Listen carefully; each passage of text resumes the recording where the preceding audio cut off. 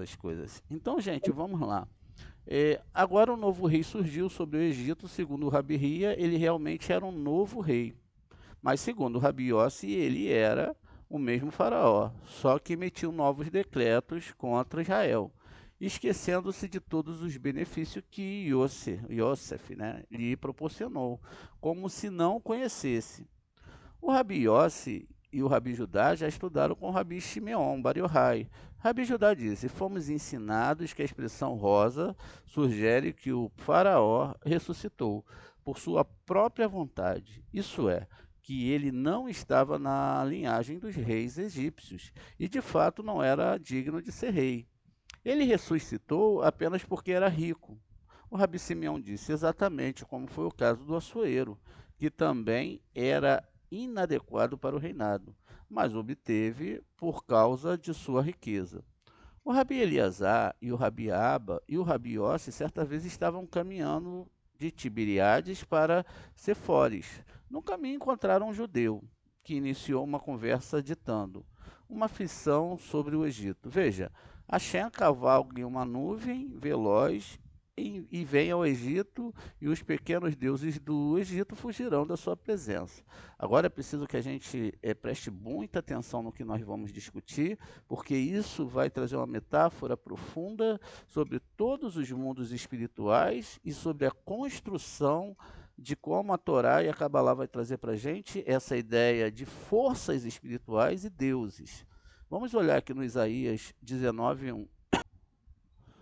Deixa eu ver aqui, né, o pronunciamento do Egito, montando em uma nuvem rápida, Deus virá ao Egito, os ídolos do Egito temerão em resposta e o coração dos egípcios afundará dentro deles. Então, aqui temos a palavra Mitzrayim, e quem vem eu sempre confiro aqui, ó, é Adonai, né? A gente sempre confere porque pode ser Elohim, ou outro nível do nome do Eterno. A gente vai aprender durante essa semana. Eu acho que a parte que nós temos que ver aqui é uma profundidade nesse texto, né? Veja, o Senhor cavalga uma nuvem veloz. Veja, se a gente coloca aqui, o Senhor cavalga em uma nuvem, a gente está trazendo o eterno como um ser dentro da nossa realidade criada, usando questões criadas. E aí a gente começa a desenhar. Imagina um eterno cavalgando em uma nuvem. Aí você vai ter que botar um corpo, você vai ter que criar algo dentro da sua cabeça para formar essa ideia de que Deus está cavalgando ali uma nuvem veloz. E depois que ele mesmo, eterno, ele se movimenta dentro da criação. Veja, o Eterno, ele como a gente viu na árvore sefirótica, ele é traduzido, né, para o nosso mundo. É preciso ter os planetas, todo o universo que vem coando a presença divina, vamos colocar assim, coando, até que a gente tenha aqui uma forma de existirmos e ele possa também, de certa maneira, se apresentar. Essa construção aqui, ela é toda no mundo espiritual. Ela não acontece no nosso mundo em si. Toda vez que nós vamos ter um contato com o ser espiritual, são as letras. E aí pode se formar na cabeça da pessoa uma visão, uma metáfora espiritual para explicar aquilo que ela tem que entender dentro da sua concepção de mundo, de vida, ou seja, o que ela vai ver, como que ela vai ver, como que ela vai entender. Então isso é construído assim. Então essa construção de que Deus ele está navegando, ele está voando, isso é meramente uma linguagem antropomórfica para mostrar para nós o andar da espiritualidade nos mundos espirituais. Diga-se de passagem que o Egito e Israel são o mesmo lugar. Ou seja, você está em Malhut, que é chamado de Egito, dependendo do tipo de formatação espiritual, mental que você tenha, e você também pode estar em Israel aqui. Por isso que é chamado, como é dito ali em cima, né, uma rosa, não é? Ou seja, Xuxaná. Então, é dito isso lá em Shiraxirim, e aqui é o local onde é bom para uns e ruim para outros.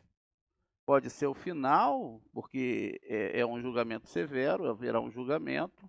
Por isso que está escrito lá, ainda que seu pecado seja como a escarlate, vermelho, eu tornarei branco como a neve. Está se falando dessas metáforas daqueles que começam a entender esse processo da Torá.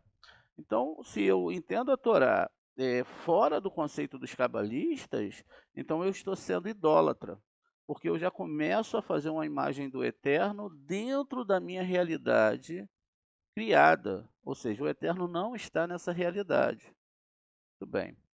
E aí diz que ele veio ao Egito e os pequenos deuses do Egito fugirão da sua presença.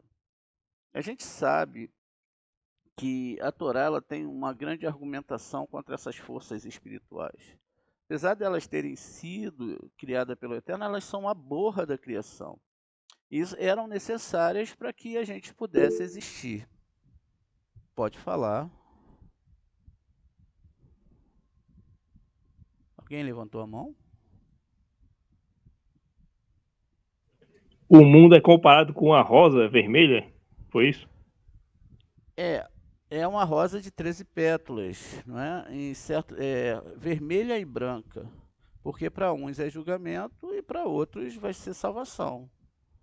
Então a gente está a todo momento dentro desse aspecto, né? Salvação, sentença, salvação, sentença, mas não da forma que foi desenhado aí pela religião. O fator da pessoa ser salva, na verdade, vai funcionar como a gente viu na primeira aula. Vai depender se ela está aqui para consertar aquilo que ela errou, como foi no caso da aula sobre a reencarnação de Shilomo, que reencarnou 4 vezes. Aí você pode perguntar, mas você não está falando que esses personagens eles não existiram? Em certo aspecto, sim. Mas isso não quer dizer que não existiu alguém que consertou aquele parâmetro dentro da alma do ser humano. Veja, Israel vinha num parâmetro até no momento que ele precisou que uma moabita, chamada Ruth, ela entrasse e pudesse trazer uma semente. Então veja, se não houvesse essa mistura, aí a gente pode colocar agora racial, espiritual, então o rei Davi Meller não poderia vir. Quando Davi Meller ele chega aqui, ele vem mesclado. Ele é uma realidade daquilo que era proibido lá atrás na Torá, com uma nova realidade que tinha que acontecer, era algo que causou um impacto na época. Por isso que a coisa foi séria para o lado do rei Davi. Então vão ter alguns sábios que eram servos de Saul discutindo sobre se Davi poderia ser rei de Israel, enquanto outros defendiam a linhagem de Shaul, porque Shaul ele vinha da linhagem ali eu vou lembrar já o nome, letra Lame de Benjamim. Por isso que Benjamim foi o único que não fez idolatria na tribo de Israel, porque ele estava dentro da barriga da sua mãe Rahel, quando eles se prostraram perante Esav. Então ele não se prostrou. O resto das tribos todas participaram de idolatria. Por isso foi que o templo foi construído nas terras de Benjamim. E por isso também o primeiro rei de Israel era um benjamita. Assim como a primeira mulher do rei Davi era também a filha de Shaul e uma benjamita. Só por causa da questão de não ter sido feita idolatria por essas pessoas. Então, a gente vai ver que é uma história dentro da outra história. Isso é muito bem explicado, porque se o universo está dentro de Deus, os planetas estão dentro do universo. Dentro dos planetas existem forças, ou seja, todo planeta tem uma alma, tem uma força Nós também somos a mesma coisa, nós somos um apanhado, uma construção de tudo que existe no nosso mundo. Ou seja, para que um ser humano seja completo, ele precisa que dentro dele tenha vários fatores para que ele funcione. Não é? A água, a parte biológica, tudo é uma coisa dentro da outra. A Torá também é assim, por isso que ela é formada por 32 caminhos. Então eu não posso ficar ancorado mentalmente a um fator só dentro da Torá. Quando a gente. Hoje eu estava falando sobre Baal Hanês, o rabino Baal Hanês, ele era um homem que ele pegava um versículo da Torá e era aí que se gerava um livro de explicação sobre aquilo. Porque na verdade o é. Se você pega a Torá para lê-la de verdade, conforme nós, os sábios, não eu, quem sou eu, eles faziam, o que que acontece? Então aqui você não tem só um min, um men, um shin, um aleph. Na verdade, se você pega aqui, ó, machá, não é? Você tem aqui, ó, as partes da árvore sefirótica. Então, quando alguém vai ler aqui, que vai ler Machá, ele já está entendendo as ligações dos mundos espirituais entre Rohimá e Biná, Hesed e Gevurá, e também aqui, ó, Netzah e Od, tá vendo? Na verdade, Machá aqui não está significando somente uma palavra, mas no nível peixe, sim. No nível peixe, eu tenho aqui uma palavra, mas não é nada disso. Aqui está se falando desses aspectos dentro da árvore sefirótica. E aí vai sendo construído novamente. Mé, o Tsat, mais uma vez, ó, a água, que nós chamamos de Maim Nekuvim, que são as águas femininas, ou seja, veja, logo depois o Tsad está ligado ao Tsadik, que está ligado a Yesod, Ureche, que é Mercúrio, o Yud, que é Virgem, e o Mé, mais uma vez, aqui o Mé final. Então, mesmo que seja um Mé, seja final, já vai ter outro aspecto. Ou seja, o primeiro Mé ele é aberto e ele está gerando alguma coisa, um filho está nascendo. A última etapa ali, o Mé está fechado, quer dizer, um momento diferente do primeiro Mé. E assim sucessivamente. Então veja, quando nós cabalistas vemos a Torá, a gente não está lendo igual todo mundo, a gente não está procurando, isso foi um pronunciamento do Egito. Não, a gente está indo aqui dentro dos caracteres, a gente está observando, tá vendo? Então a gente está analisando onde a gente pode tirar a verdadeira Torá. A verdadeira Torá é essa aqui, quando eu leio lá, eu estou falando de mundos espirituais superiores. Eu não estou falando simplesmente do texto duro, ou seja, o pronunciamento do Egito. Né? Eu não estou falando disso, eu estou falando de outra coisa. Existem aqui mais questões a serem discutidas. Está vendo? Aqui na tradução está aqui, que é um cargo, um fardo, um tributo, e etc. Mas na verdade não é isso que a Torá está falando. Na verdade, não há um fragmento, uma poeira, por mais pequena que ela seja, dentro de descrição desse mundo na Torá. Agora, também, isso não significa que a Torá não está totalmente nesse mundo dentro da alma do ser humano. Então, a questão aqui que a gente tem que castrar, que a gente tem que deixar ela presa dentro de onde ela é essa situação onde a Torá ela se torna literal. Porque é essa sentença que fez com que houvessem todas as guerras no nosso mundo, todas as questões religiosas, porque levaram a Torá literalmente. Então, se você pega a Torá literal, Moshe mata a gente, fala para não matar, ele mesmo mata, e daqui a pouco Deus perdoa, mas aí estão se matando tantas pessoas dentro dos acampamentos, entram em cidades, matam mulheres e homens, não é? E só deixam as virgens vivas. Isso abriu aí um leque para aqueles que tinham um ego muito grande de fazerem isso.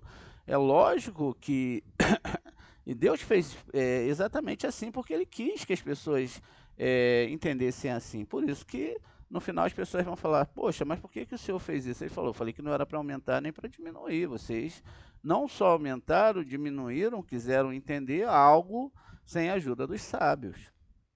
Então, vai ser cobrado, como diz no livro de Obadias, que naquele dia diz o seguinte: todos os sábios do monte de Edom, né, é, serão sentenciados ao final. Quando fala que é o final, é realmente o final. Aquelas pessoas, elas vão ser julgadas, vão ser ensinadas. Qual é o julgamento? Se a gente está falando de Torá, a Torá é o julgamento, tá vendo? O julgamento, qual o julgamento? Intelectual em relação à própria Torá. Por isso é que é falado que se deve ter muito cuidado em ensinar essa Torá. Se você não tem habilidade, não é, de entender o que está escrito aqui, é melhor você, não é, não mexer com isso, né? Então, diz aqui, ó, que os sábios, ó, pois os libertadores marcharão até o monte Sião para julgar o monte de Esave. E o domínio será de Deus. Qual o domínio? O domínio sobre a própria palavra, sobre a própria Torá. Porque não existe nada pior do que você mexer com a intelectualidade espiritual das pessoas. As pessoas, quando elas entram numa religião, cristianismo, judaísmo, espiritismo, qualquer coisa, elas entram acreditando. E, de certa forma, ainda que haja um egocentrismo, um desequilíbrio naquela alma, elas estão indo com toda a sua verdade, pelo menos é o que se acredita. Ou, pelo menos, buscando algo que ela acredite ser a solução para a sua vida. Por isso que também Deus vai testar as pessoas de outra forma. Devarim 13, ele diz, a gente já repetiu Devarim 13 algumas vezes, não é? Para que as pessoas possam ir ligando os pontos. Veja, olha, tenha cuidado em observar apenas que eu lhe ordeno, nada mais, não acrescente, não tire. Aqui não é só para tirar, não é para acrescentar. O que o rabinismo foi que eles acrescentaram muita coisa, se tornando a Torá algo muito pesado para as pessoas. Mas também é ordenado a não tirar. E se ou dê um presságio e aconteça, vamos seguir a adorar outros deuses que você ainda não experimentou, mesmo que sinal o presságio nomeado para você se torne realidade, não dê ouvido às palavras daquele profeta ou daquele adivinho de sonho, pois o seu Deus está testando você para ver se você realmente ama o seu Deus com todo o seu coração e alma. Esse mandamento aqui é para toralistas, não é para as pessoas que já nasceram dentro da idolatria, que talvez, como Itró, não é, que era o sogro de Moshe, ou seja, aquela alma que tem aquelas características, se voltem para o eterno. O próprio Moshe é uma realidade de que isso é possível, porque ele mesmo é criado dentro do Egito. Então veja, eu não tenho como explicar a Torá se eu não navegar pelos níveis. Eu fico ancorado a uma coisa, então eu falo, realmente, quem quebra o Shabat tem que ser apedrejado. Ali não fala sobre quebrar um Shabat, ali, ou 2 Shabats, ou 3. Quem quebra um Shabat tem que ser apedrejado. Então, a partir do momento que você cometeu esse pecado, já era, você tem que ser apedrejado. E quem vai pegar alguém e vai apedrejar nos nossos dias? Diz os nossos mestres, dizem os midrashins, dizem os estudos que o Beit Din, quando sentenciava uma pessoa à morte, nesse aspecto era considerado assassino. Então, levantava-se defesas para aquela pessoa e deviam aparecer pessoas para defender aquela pessoa. E que se não aparecesse é porque a pessoa realmente não prestava, né? Como foi o caso de Jesus lá, que ninguém dos sábios judeus foram defendê-lo justamente porque ele realmente não teve defesa, né? Apesar que aquele julgamento ali todo é um grande absurdo, uma coisa que começa num dia e já termina do outro, isso nunca existiu dentro dos parâmetros jurídicos, nem na nossa época isso existiu. Assim como outras questões ali que são faladas, são totalmente absurdas, emocionais e defendem o pecado, como no caso da mulher adúltera, né? Imagine se um marido pega uma mulher adúltera, é lógico que não vai sentenciá-la à morte, mas a ideia ali foi falar que a Torá estava errada. É lógico que a Torá não está falando de matar ninguém, mas a ideia ali era uma acusação contra os judeus e contra a Torá, de uma forma muito rasa, porque ninguém levava nenhum sábio para perguntar se ia apedrejar ou não. Isso era um assunto para o Sanhedrin. Isso foi definido pela Torá, pela própria Torá, que deveria vir a ver esse Sanhedrin. E até hoje existem, quando a questão é entre judeus, o julgamento é entre eles mesmos. Então tudo é definido ali dentro, e quando a questão é bem casada e a pessoa tem realmente uma fé na Torá, ela vai seguir o que os sábios judeus vão falar. Então, veja, a questão dessa construção desses 32 caminhos, elas também vão estar agregadas ao que os nossos sábios colocaram como entendimento. Por exemplo, as 7 regras de Hillel e outras regras mais, né? Então, todas as regras elas devem ser seguidas, elas não devem ser quebradas.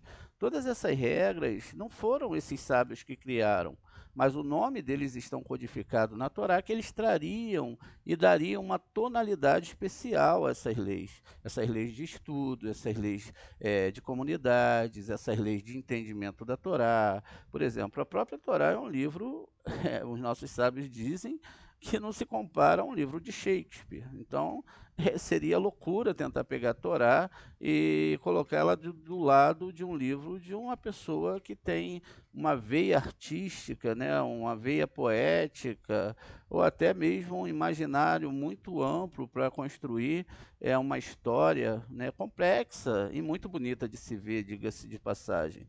Então, eles ficam assim falando que realmente a Torá, com as suas histórias, é algo muito simples, mas que quando você parte para a internalidade e até alguns erros, né, dentro da própria escrita da Torá, você fica impressionado porque tudo aquilo ali tem um porquê, não está errado porque está errado, houve um erro, está errado porque existe um apontamento ali dentro daquele erro.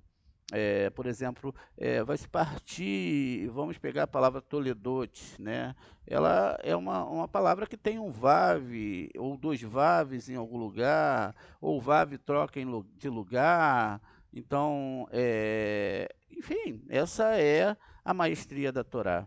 Mas dentro desse conceito que a Torá quer trazer, é exatamente que não existe um grão desse mundo dentro da Torá. E a percepção da Torá também não pode ser a esse nível, apesar dele existir, apesar dele ter sido permitido até o ano de 1995, quando realmente foi liberado para que todas as pessoas pudessem estudar essa Torá. Essa é a questão que a gente está falando aqui. Pode falar. Só a fim de conhecimento, Moré, em 1995, aqui no Brasil, chegou a internet também, né? Eu não sabia, Com não. ela, a expansão. Eu tô meio que encasquetado aqui com esse ano de 1995. Por quê? Não, eu acho que eu vi em no YouTube alguém falando também que foi liberado desse ano. Ah, sim, existe uma conta que você deve pegar os milênios, né? Se você pega, tudo está apontado nos 7 primeiros capítulos de Bereshit, que é a construção desses 7.000 anos. Tudo que você vê ali é a construção desses 7.000 anos, e no sexto dia ali o ser humano foi criado, né? Era o último da criação. Na verdade, quando está falando ali daquele humano que foi criado, não está falando do homem que foi criado lá atrás, mas está falando do homem que vai ser criado agora com a chegada do Machia. O Machia é um sistema intelectual, é um sistema que vai estar na mente de todos os seres humanos, mas terá que ser ativado pelo Zohar HaKadosh. Porque quando a gente lê o livro de Obadia, o que nós vimos aqui? Vejam, perceba, não tem essa história de Mashiach nenhum. Na verdade, o que tem aqui, se você analisar e for honesto com a análise sobre essa vinda desses sábios, é que são vários Mashiachs, né? São salvadores. Olha, então, no próprio aspecto mais, vamos colocar aqui, ó. Aqui diz, ó, deixa eu só traduzir aqui. Ó, Libertadores, aqui botaram Libertadores. Mas você vai ver aqui, ó, Moshim, tá vendo? A palavra Machia tá aqui, ó. Então, Moshim quer dizer que são salvadores. Eles vão subir no monte, né, de Sião. Veja, não é um só Machia. Quem são esses Machias? São esses caras aqui, ó, nos nossos sábios do Zohar. Aí o que que acontece? Então você faz o cálculo e você, quando chega no ano de 5.995, a era está sendo trocada. Começamos com a era de touro, depois veio peixes e aquários. Então todo o masal foi mudado. Você vai observar que no início lá não tinha Torá. Por que que não tinha Torá no início, se a Torá ia salvar todo mundo? E quem não estudou a Torá lá atrás? Quem não estudou a Torá na época de Adão, na época do dilúvio, na época de Abraão, não tinha Torá ainda, não é? Então, o que que acontece dentro desse aspecto? Você tem que parar para fazer essa pergunta. Depois chega ali, na era de peixes, a Torá é entregue a Moisés. Na verdade, não era a Torá, essa Torá que a gente conhece. Era, na verdade, todo um sistema astral sendo mudado, porque a Torá ela é um sistema, ela mostra o nosso sistema astronômico, não é? Tudo que ia acontecer. Por isso que a Torá ela não pode ser mudada. Você tirar uma letra aqui do local, você está tirando um planeta, você está tirando uma ligação dentro desses planetas, porque isso não está falando de coisas desse mundo. Aqui nós temos um livro divino. Então, fazendo esse cálculo, quando chega no ano de 5.995, a gente tem essa aula também no nosso canal, os 7.000 anos para retificação. Lá tem um cálculo mais exato, porque de cabeça vai ser difícil lembrar aqui. Nós chegamos exatamente na sexta-feira à tarde. Então, quer dizer, se é sexta-feira à tarde, a gente está se preparando para o Shabat. O Shabat, na verdade, é o 7.000 ano, quando tudo será retificado. Se a gente faz a conta, a gente vê que a gente já está no ano 6.000, né? Estamos em 5.784, então já estamos nessa parte do ano 6.000. Quando chegar daqui a 216 anos, chegamos no Shabat do milênio. É o tempo que agora toda a humanidade tem para consertar tudo e entender tudo. Você veja que o que a humanidade avançou, tudo vai estar de acordo com o que a Torá ensinou.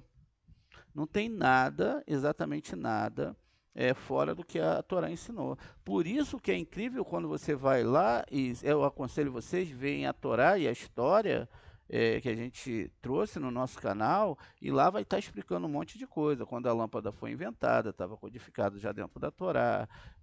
Quando Jesus nasceu, falou que o mundo ia se encher de lepra. Isso está na Torá, não quero ofender ninguém, mas está lá. Então, vale a pena, né, você dar uma olhada para você ter esse entendimento maior sobre isso, né?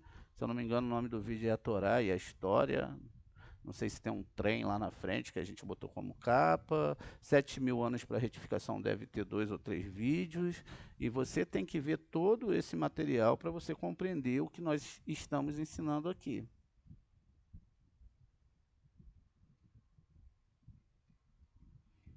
Alguém? Tá bom, gente?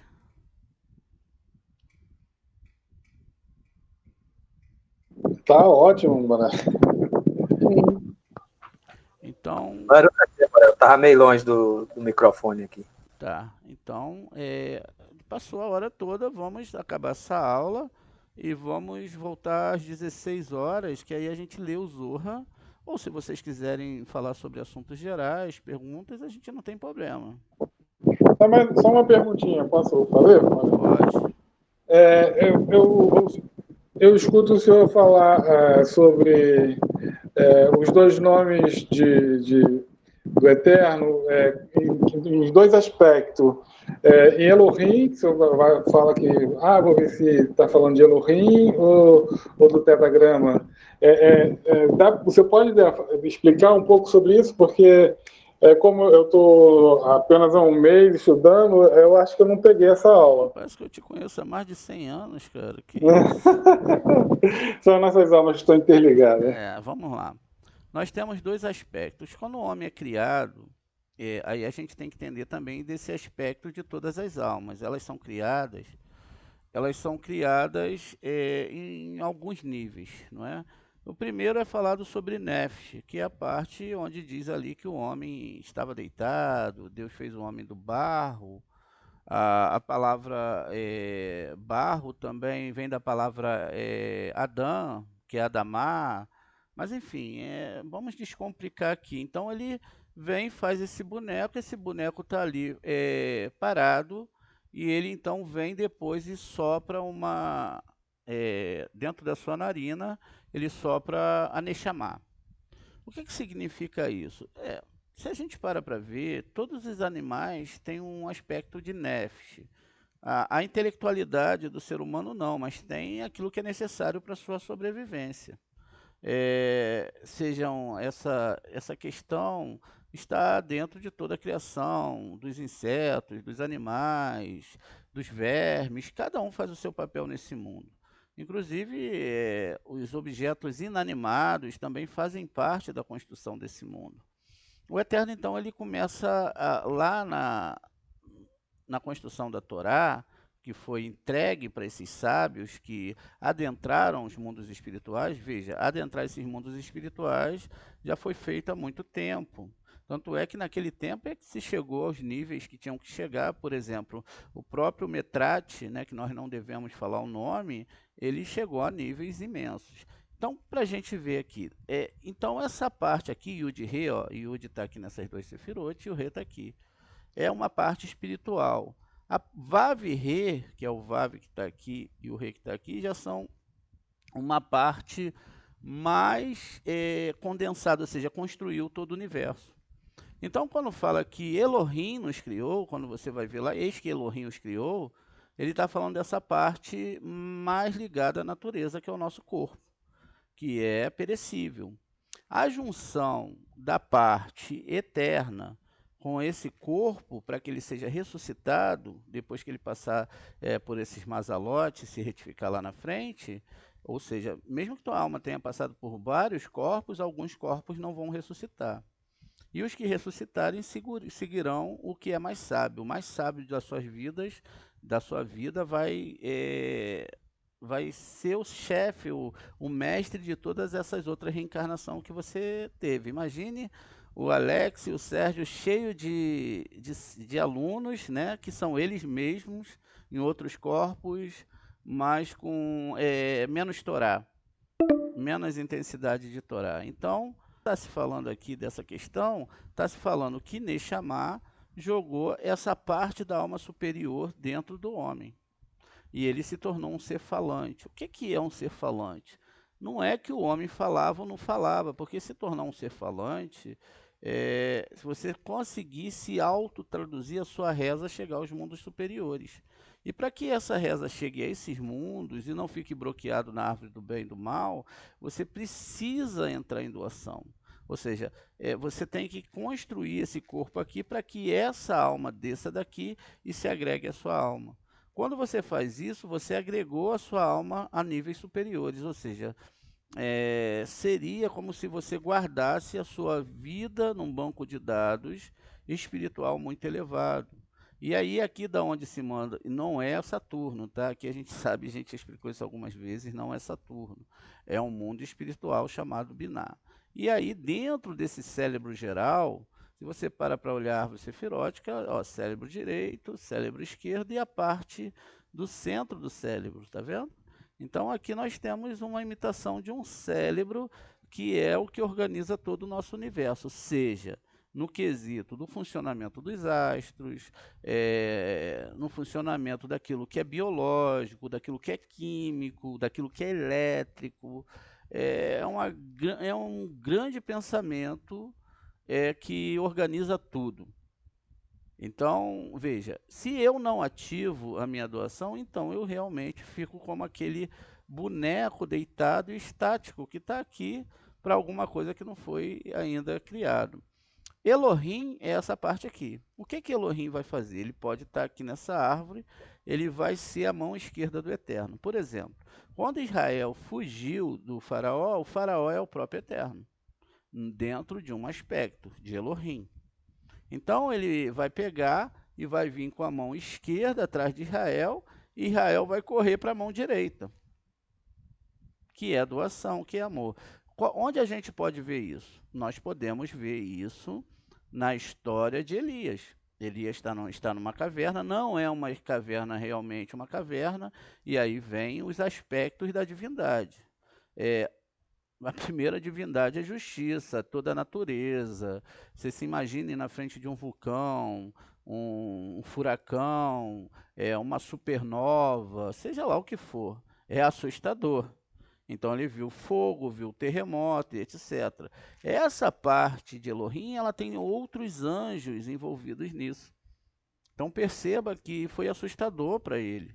E ele não saiu da caverna. Até que ele chegou num aspecto espiritual maior e ele ouviu uma voz mansa e suave, um abaticou, que na verdade não é uma voz como nós imaginamos, mas uma sensação espiritual de um nível muito mais elevado. Essa percepção, então, para ele era muito alta, porque ele era Eliarro, e o próprio Eliarro, ele falava, ele diz no próprio livro dele que é um dos maiores, se não maior, né, o maior livro, então, ali dos navins, ele diz que Deus era um Deus difícil de encontrar. Por que que ele diz isso? Porque ele passa por essas experiências. Então, a parte de Elohim é tudo aquilo que é condensado, é palpável, é tudo aquilo que eu posso tocar, é a natureza. Por isso que Elohim, deixa eu ver se eu lembro, ela tem a mesma gematria da palavra natureza, que agora me fugiu a memória. Então, é a mesma gematria, 86. Então, eu não devo nunca falar meu Elohim, porque se eu falo Elohim, eu estou chamando o julgamento severo de meu Deus. Foi com esse aspecto que aquele cara ali do Novo Testamento se encontrou. Por isso que ele foi todo arrebentado. Entende? Ele apanhou, ele sofreu porque ele queria, como o próprio Noa, trazer Machia, trazendo um aspecto de uma Torá mais literal.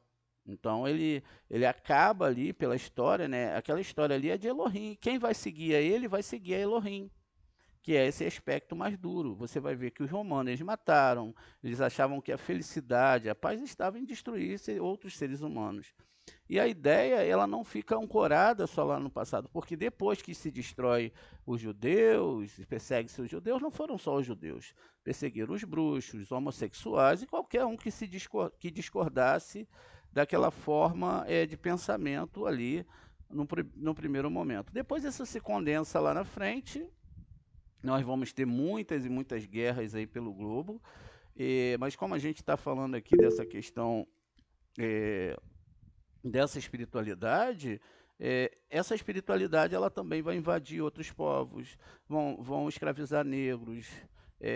Lá atrás também brancos, né, na guerra entre os otomanos, os brancos também vão ser escravos, e a história é recheada dessas questões. Mas no final, tudo é sentenciado pela própria questão da religião católica e também da cristã, diga-se de passagem, porque Hitler ele era cristão, né, e ele perseguiu todos, ele não perseguiu só os judeus, ele perseguiu todos, ele perseguiu os ciganos, os negros, os testemunhas de Jeová, as pessoas que tinham dentro do imaginário dele uma diferença racial, enfim, é isso. Opa, Baruch Hashem, deu para entender bem. Então, tudo que tiver julgamento é Elohim. Adonai, meu Elohim. Adonai cobriu o Elohim, tá certo. mas, esse aspecto, o pessoal fala Elohim, né, também, né, para não falar. Elohim, Adomai, né, eles trocam os nomes, as letras, mas eu acredito que existe muita questão que foi inserida aí. Eu acho que, na verdade, corromper o nome do Eterno é você trocar o nome dele, né? Eu tenho isso comigo. Corromper é você trocar o nome dele. Desde o momento que Mas, você nunca vai mas, falar do Eterno de uma forma, né, sem respeito. E tem uma mas explicação por que dentro da Torá. esse aspecto aí que a pessoa vai e se arrebenta toda, é bom, é justo, cada um tem o que merece. Olha, a Torá, ela é um livro, se você pegar hoje com a nossa ciência, a gente já falou sobre as partículas fantasma, é aquilo que você quer que seja. É aquilo que você acredita ser. Se você pega a Torá literal e lê, meu querido, você é sangue puro. Uma pessoa que lê aquilo ali só pensa em vingança, em matar o inimigo, e etc, etc. Ainda mais ela traduzida. Então você se coloca dentro desse aspecto de Gevurah. Tanto é que você está fazendo parte daquele aspecto ali. Então esse aspecto de Elohim, porque é isso que também vai ser explicado de uma forma mais abrangente, já foi outras vezes explicado, está dentro dessa concepção. Então Elohim é julgamento. Agora, nós devemos entender que todos esses julgamentos não foram para castigar somente a pessoa. Elas foram feitas para que houvesse o tikkun e no final as pessoas entendessem que todas as suas más ações e que haveria também uma reprovação divina da parte superior daqueles atos que ela está cometendo. Como Deus faria a pessoa voltar internamente, sem fazer da pessoa ser um robô, para que ela voltasse para o caminho certo, através da dor e sofrimento. Então, essa dor e esse sofrimento, o próprio Satã, que é o anjo que causa todos esses problemas, ele foi criado para isso, ele vai sofrer uma xerritá, para que no futuro ele possa tirar todo o mal que ele teve que fazer porque o Eterno ordenou e ele seja transformado num excelente anjo. Então a Cabala não vê Satã como um anjo ruim, vê ele fazendo o papel dele. É lógico que nós temos que correr, porque ele faz parte da mão esquerda. Outro aspecto é que diz no livro de Daniel, agora eu não lembro o local, ali entre o capítulo 4 e 5, que naquele dia 2 reis reinarão. E esses 2 reis é Esave e é Jacó, corpo e alma. Tá bom, gente? Tá bom.